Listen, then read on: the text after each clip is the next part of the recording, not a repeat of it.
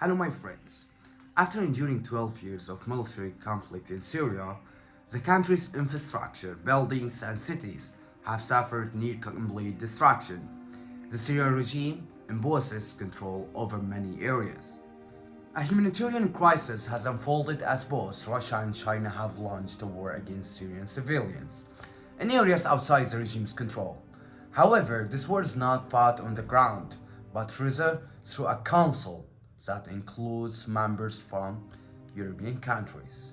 The use of veto power by Russia and China has allowed them to block offers to provide essential aid to the affected people. As a result, many Syrians are facing starvation and struggling to meet their basic needs.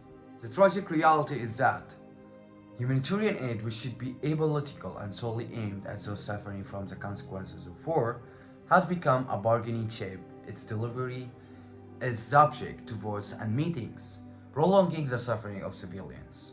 The politicization of aid is disheartening and raises questions about the fundamental principles of humanitarian assistance. If we consider the aid is provided to Ukraine, it's unlikely Russia or the Assad regime would agree to it. The situation in Syria is no different. The current agreement, which allows humanitarian aid to enter through the Bab al-Hawa crossing into the revolution areas, is set to expire on the 10th of July. However, Russia and China are opposing the renewal of this agreement. They want it to be delivered through crossing controlled by the Assad regime.